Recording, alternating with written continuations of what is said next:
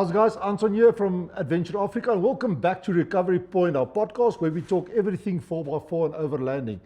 And we're back here with George van Deventer, Mr. Arrivari. Mr. Arrivari, you guys did a back to basic trip just now with a Legend 55. Unbelievable. Enjoyed it? Listen, it's like when I did the post, I'm still going to do my own review as well, but I think it's one of those vehicles, iconic vehicles, that it's called a Legend 55 for a reason. It earned its colors through time of being, I don't want to say indestructible, but Pretty close. they gave us a stock standard from the floor. It had like 4,000 kilometers on it. And I think probably had Brand new. more highway terrain orientated tires. That's the on. one thing. When the guys that went with me said, hey, we don't know. These tires, and I said, listen, this is the aim of it is to test it as is. Like it comes from a showroom floor. Let's go. And I said, this tires, Hunters Road, this tires, rain. Georgie, even the one guy, Marco, he packed extra ropes and he said, we're going to need these for this Hilux. So, but you said that they pack extra ropes. Did they have to recover you in the Hilux? Not once, my bro. Did you have to recover someone with the Hilux? Almost, but I'm not naming names. But what an incredible vehicle. Stock standard tires. Just did the whole thing with flying colors. I am impressed. And I didn't want to give it back. It's like, I can't find the key. I don't know where it is. Like, So you guys called it Cinderella. hey, my bro, Cinderella. You know Cinderella, if you know your fairy tales, she was the beauty among the beasts, I think. But it's just like, then they wanted to call it Tinkerbell, and I said, not Tinkerbell. This is Cinderella. She's a beauty among all of you beasts, but she'll show you. So yeah, it got named Cinderella. And are you missing Cinderella at this Very point? much, yeah. Toyota SA, please bring Cinderella back, please. Long Please, term. please, yeah, I love Cinderella. I'll leave Marlene for Cinderella. Joke, not a joke. No, it was, listen, George, if you have to choose impressive. between Marlene and a Hilux, what color Hilux are you looking for? Exactly. No, I think I'll take the khaki one. But again, we got a lot of people. I think it's a new kind of a white paint that's like a pearl white. People Yes. was like, what white is this? Is it pearl white? So we got a lot of comments on tour about the color of that Hilux, Cinderella. It's not a normal white. So here's the thing, that is almost $1 million vehicle. I mean, I think it's just a tad under $1 million. And yeah, you do sometimes feel sorry for it. And I know the Hunters Road there's a couple of places where tracks get narrow. Luckily, we didn't go there. So I've done Hunters Road, I think close to 100 times, most probably over 100 times in my life. So because it was rainy season, there's areas that I know you don't even go try there, like behind Panda Matenga, north of Panda, south of Elephant Sands. You just don't go. That's like, and it was raining constant from when we crossed the border. We checked the weather, and it was constantly every day rain in and around Panda, in and around Kanas. So I knew we're going to get a very wet Hunters Road. So there are areas where I just didn't venture into. I didn't go even close to them. But the areas we did go into was still very, very wet, but not muddy. But where did you start? Do you start the Hunters Road normally from Elephant Sands, or Yeah. do you start it closer to Naartza? Because you can actually drive the Yes. Hunters Roads from, You oh, no, can. sorry, not Naartza, Francistown. Yeah, Just after. but there's too many. There's the Maitengwe River that's in flood now. Usually what we use as a benchmark is the Shashi River, just between Palapi and Francistown. You Yeah. cross the Sashi River. And then the If it Nata flows. River itself. If the Sashi River flows, you know a lot of the feeder streams is flowing as well. And then Nata River.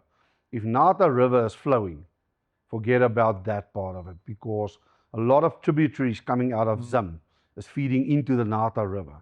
So yeah, we didn't even Well, venture. I mean, while you were there, they actually closed Moremi. While we were there, we got And then a couple of days later, the whole Kwai area was also closed. flooded.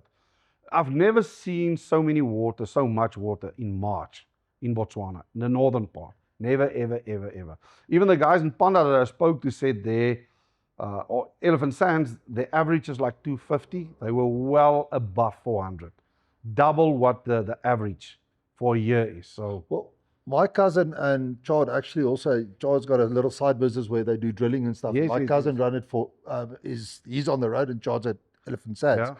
And the videos that I sometimes get from my cousin, or the last couple of weeks, it's crazy. It's crazy everywhere. Yeah, and luckily because Cinderella didn't have a snorkel on. And a snorkel, let me just tell this, a snorkel is not a water crossing device. No. You get specialized snorkels, that's 3 times the price of a snorkel.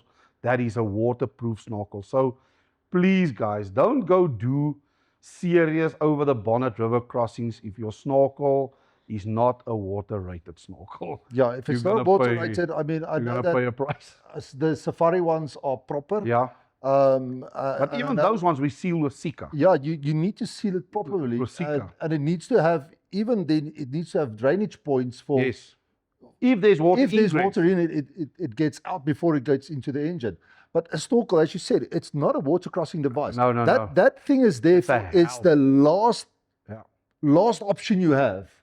Then you can use it. We use one test to test if a snorkel is water rated. I don't know if that's a, take a piece of paper, put it where your intake is. If your vehicle dies, it smothers. You've got 100% watertight snorkel. That's the only test. If you want to test your snorkel, go put a paper in front of the intake. That's quite a clever tip Yeah. for the guys out there. So that's how you know you've got a Proper watertight. watertight snorkel. But because Cinderella didn't have a snorkel on, and I know where the intake for the, I didn't want to go into That vehicle deep still has, waters.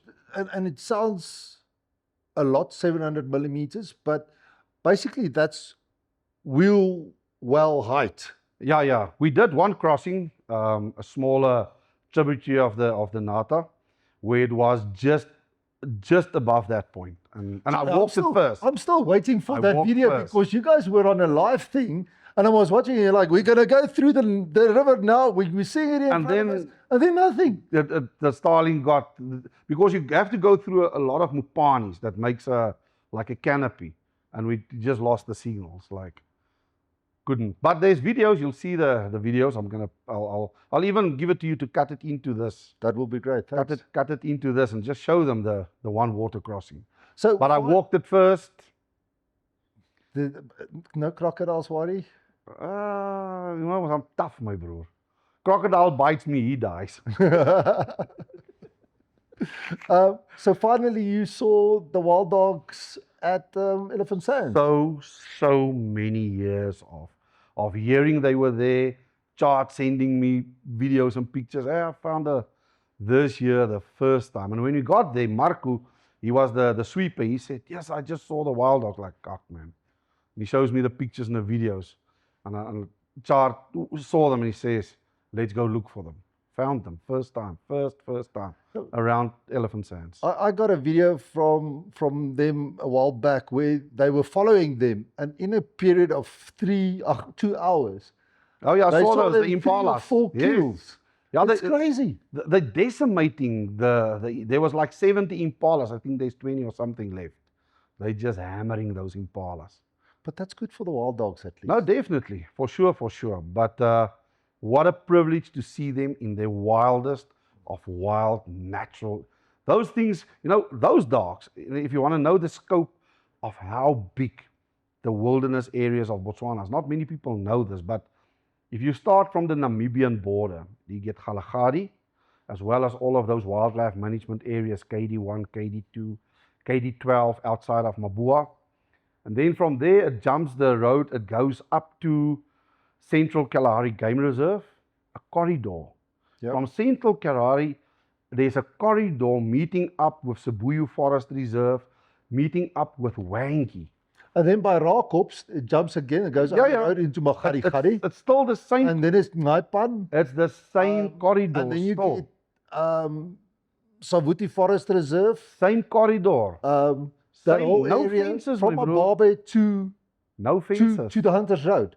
There's no fences. From Hunters Road to the Namibia border fence. From Wangi in Zim to Namibia's border fence. Open. That dogs can go to Wangi, they can go to. That's how big and wild And what it people is. also don't know, from there north, it goes as far as up to a part of Angola, Angola, Zambia, Zambia. southern Zambia, um, Livingston Park in Zim. Yes, It's it's massive, huge. massive. I think that there's a Massive. special name for that conservation area, Kazanko or Kazangula. It's not Kazangula, Kavango. Kavangu. Yeah, It's massive. it's huge. You know, what people don't realize is that Chobe National Park is not just Chobe. Chobe National Park is Chobe, Savuti, Moremi, Kwai, Linyanti. All of that is one big environmental game park, game management area. then No there's- fences. And then there's even the special northern parts of the delta where we can't Nobody, go you can only because fly-ins, the Delta. yeah, Fly-ins. that's all areas. So Then wild. then east from the Okavango River, the Panhandle, all Wild. to Kaudum. Wild, my bro. Wild. It's an amazing area actually. That's why we're also privileged to have the opportunity to visit these real wild, like seriously wild places. Those, you know, the elephants that you get there, they call it, I mean, the word for it is patron, in Afrikaans it's Matriarch and matriarchal. patriarch. Matriarchal. Matriarch is normally Yeah. the females, and Roots patriarch the that bulls. sometimes can take roots that can take 3 years to complete. So 6 months they're in Zim, then for 2 months they're in Zambia, then they go over to the Caprivi. From the Caprivi they come down through the Panhandle, like 3-4 year roots, and the daughters learn that from the mothers, and so it gets just generation. So you might see them here, and then you might see the same elephants 2 years later in Wangi. So here's a little interesting thing. There are 3 species of mammals where the females go into menopause. Elephants must be one most probably. Elephants is one, Dolphins, females, and the whale species. yeah. And the reason for it is the Lord decided, listen, I need to create grandmothers to teach Yep, the young ones. Yep, exactly. And that's why the matriarch is normally, she doesn't normally have calves anymore, Mm. but she teaches everyone. And it goes generation for generation for generation. That's why these matriarchal roots is like so important. They're so important that there's no fences, Migration permanent routes. migrational routes. That they should never put up fences that's going to block this, because that is going to be dead. But I can't see it happening soon, so I don't have to worry about it. Back to basics. Yeah. What was your biggest highlight of the trip? I think making a potjie on a very special place in pissing rain, like bucket rain. You can see in the video that I Listen. mean, the lightning is there in the back. You can't hear it really on the video, but The one time lightning was so close and so overwhelming hard that Mark was running around in circles, don't know where to run. Yeah, that was funny. It's like, I don't know where to go to. But you can't run, you can't hide. But the raw power of nature didn't just like, wow, you're like so small in the bigger scheme of things. There's powers and forces around you every day that just makes you feel so insignificant. But that was the highlight for me, was that day just having a lekker potjie, having a lekker kuier, rain came bucket down, 2 hours, 3, and now we've got a thing for 5 minutes, because when it started, I said to everybody, guys, don't worry, 5 minutes, this will be over in 5 minutes. Become 10 minutes, 20 minutes. Then after an hour, it stopped for like maybe 10 minutes, and then, and I said, listen, don't worry, this is the big one, 5 minutes. So from there on the tour, everyone's like, George, this is going to be 5 minutes. 5 minutes, boys. But that was the one thing, that almost that brotherhood of standing around. And then at some point, the rain was so hard that there came a stream of water, and it just demolished the fire. Was out. Water just like down, fire. Got new wood, gas pipe. Hey, potjie is going to be eaten tonight. Move the fire. Not, we just like dug a trench around it. got some bricks because a lot of bricks, they're building a water hole there. Lifted it up a bit, new wood, new pipe, new fire, umbrella over the potjie, and we ate good. Like, You know, George, in the past they did have gas stoves and stuff yeah. like that. Yeah. But I'm still a purist, so we did the back to basics proper. Like, and even when we did it now back to basics, we still packed a lot of unnecessary stuff. So Dickers has got a geyser thingy that you pump and you make fire with coals, or we never used that once. Some of the cutlery and crockery we took, we never used that. Next time I'll only take a blik board, a blik koppie, and a enamel bowl, one knife, one fork, one spoon, in a crate. We had like a whole pantry thing, canvas pantry thing with paper plates and plastic plates. That didn't work. If you've got a big ass Botswana T-bone like this, a small paper plate like this, And it's coming down, then the paper plate is not working. So we learned a lot of lessons, like really lacquer lessons. If I do it again, there's a few things I'll do different. Pack even lighter. We did stay in Elephant Sands. We did stay in a tent, and people like, it's not back to basics. Oh, yes, you were glamping. But there were tents and accommodation. And we did travel like that in the past. When you got to a place after 2 or 3 days in the bush, you checked into a lodge, or there was a For a lodge, shower. showered, washing your laundry, just repacking, reorganizing. So it's what we did 30 years It's ago. normal. We didn't go like for 2 weeks.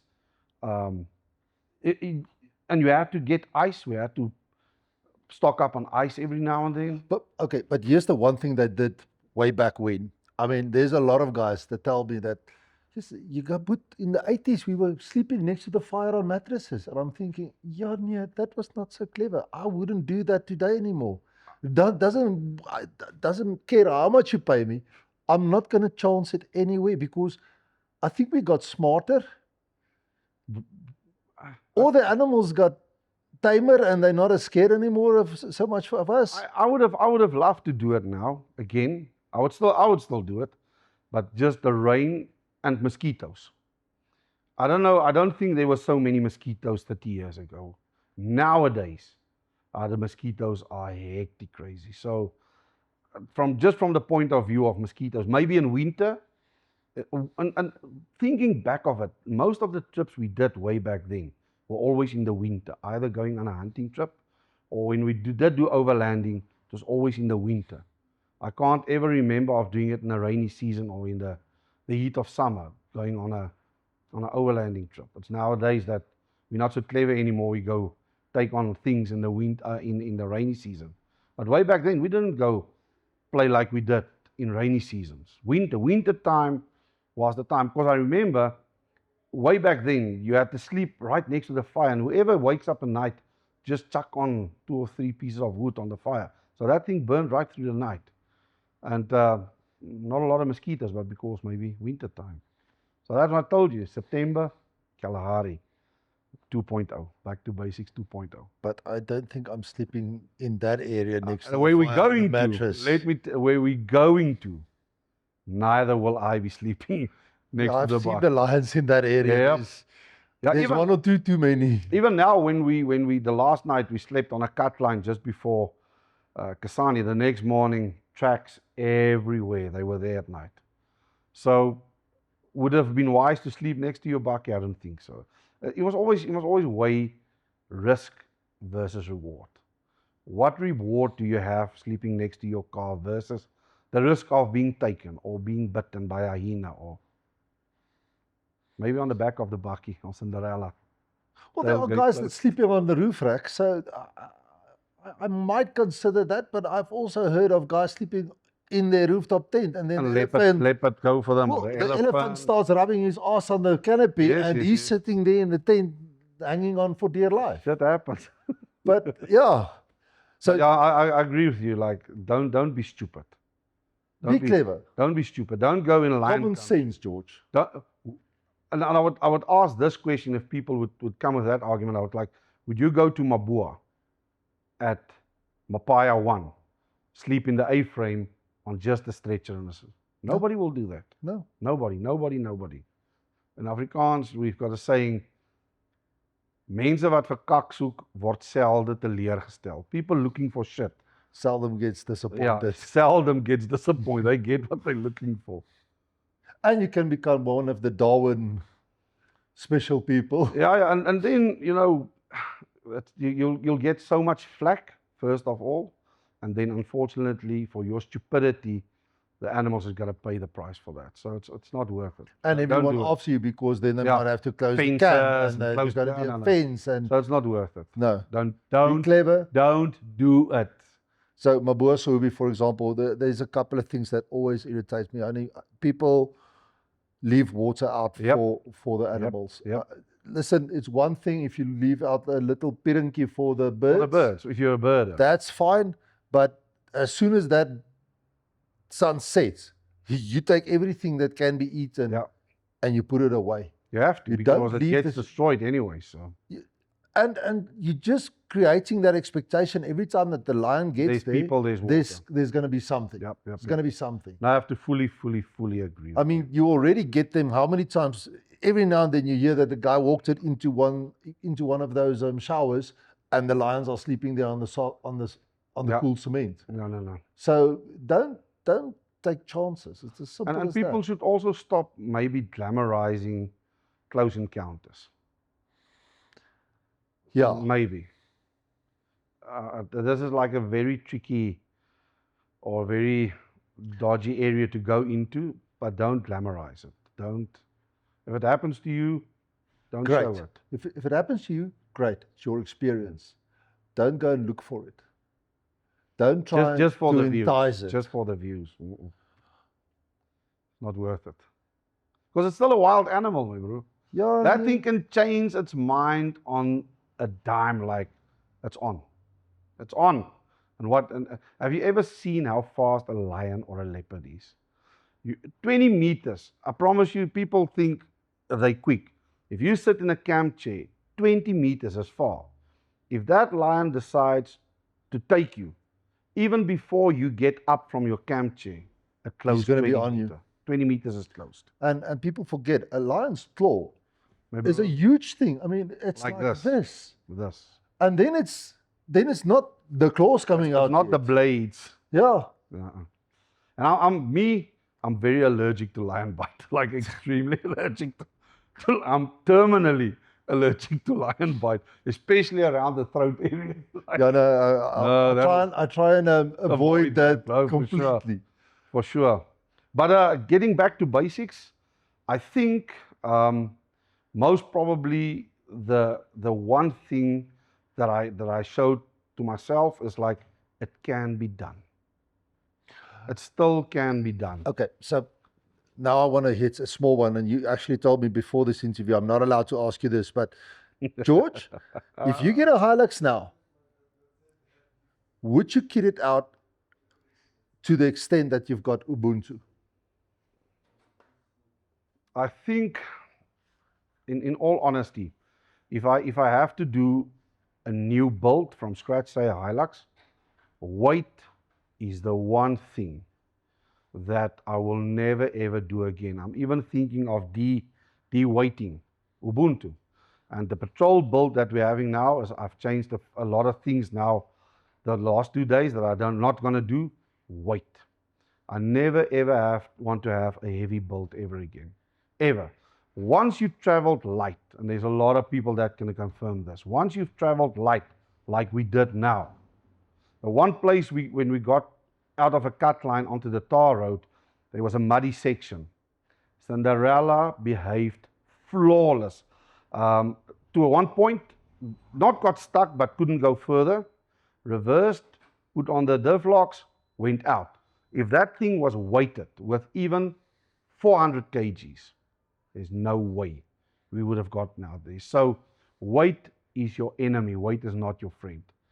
So for me, I learned a very valuable, and I knew it kind of, sort of, but I never experienced it.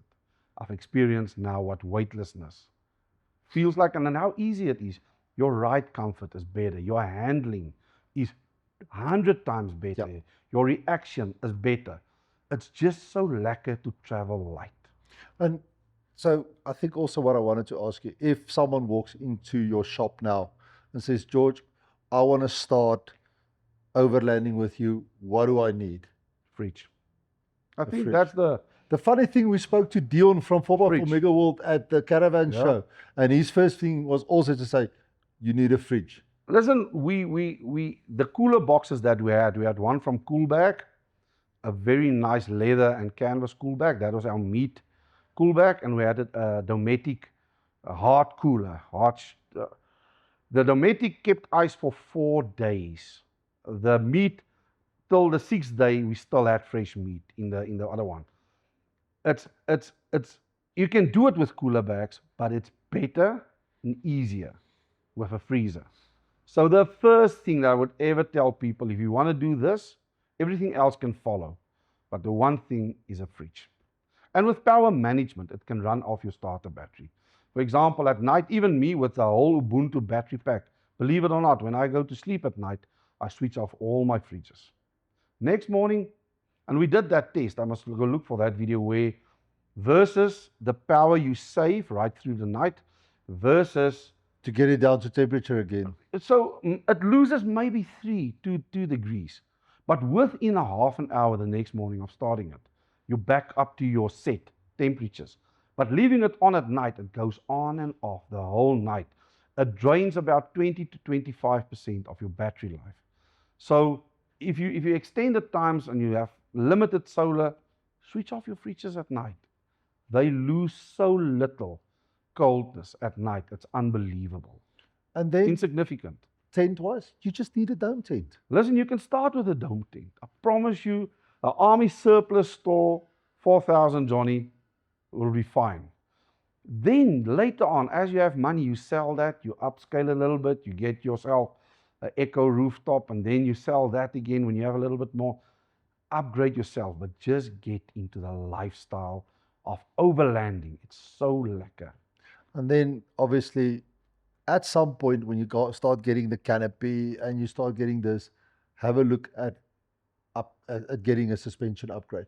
And the one thing that people don't understand, suspension upgrade doesn't mean you can carry more weight. Nope. It just means that suspension is helping you carry the weight that you have. better. That's the last thing of all your mods or your fitments. Your suspension is the last thing. If you're gonna do a big fitment like canopy, bull bar, bumpers, do all of that.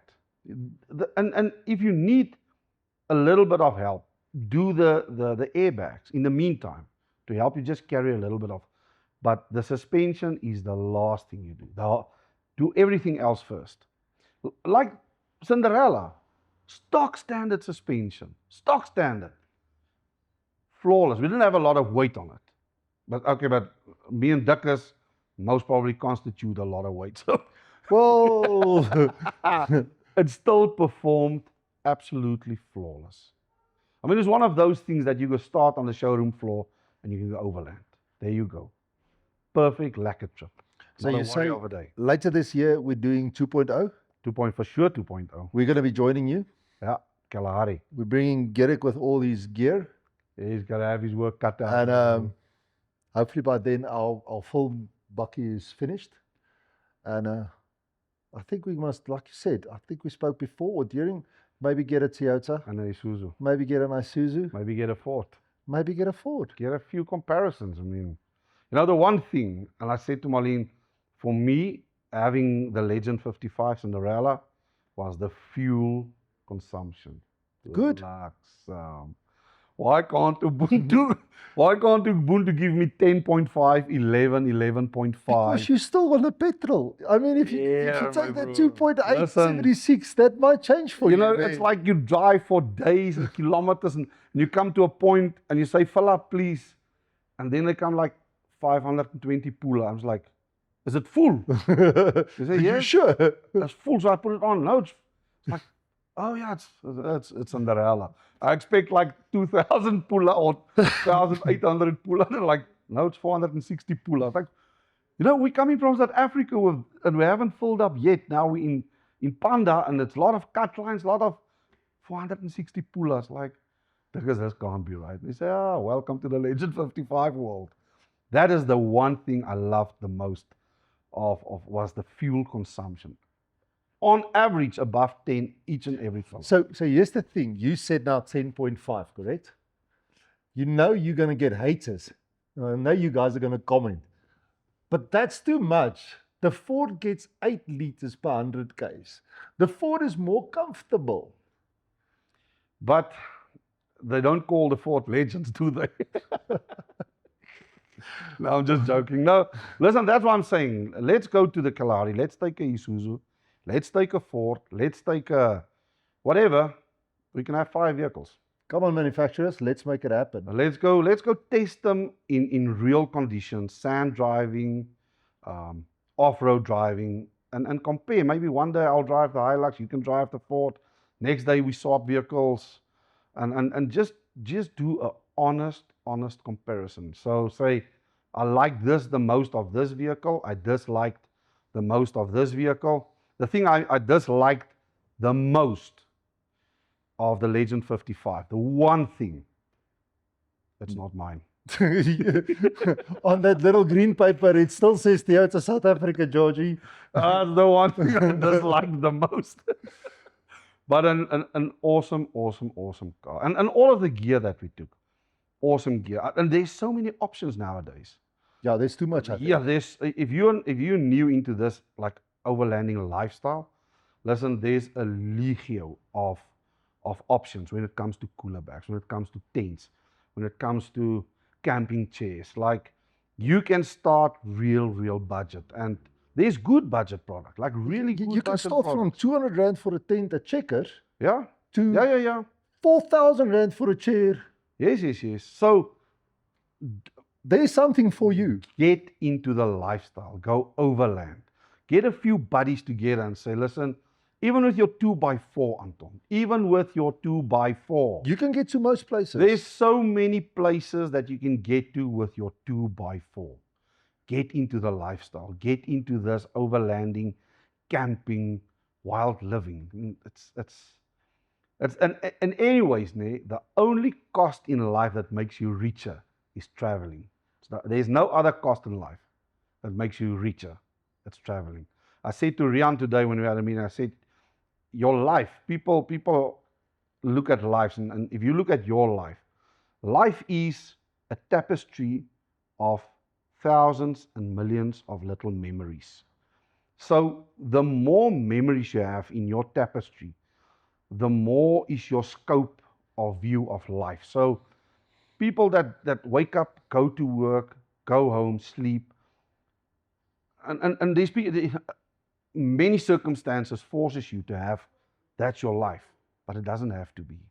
You have to make time to go collect little tapestry of your map of memories. And traveling is one of those things. In a 1 week travel, overlanding, you add so many of these little memory moments in your bigger tapestry of life that you call your life. At some point, you're going to be old. If you're blessed enough, you're going to sit in a chair, most probably in an old age home somewhere. And all you have then is looking back at your life, at your tapestry that you've created in your life, all your little memories, one day. So be the person that has a lot of millions of little memory moments in your tapestry of life. Guys, on that deep philosophical philosophy from George, I think it's time that we say cheers. George, Yeah. thanks some more. Go back to basic, guys. Go back It's to not basics. that, it's easy. You'll love it. Let's make it happen. We're going to have it. And Promise you, it's coming. We'll figure There's a lot out of the time to dates. plan. We'll figure out the dates and we'll do something. Definitely. Again, George, thanks. And guys, Pleasure, always a pleasure, my bro. Always. always a pleasure for you to Always. sit with you and listen to your stories. Always.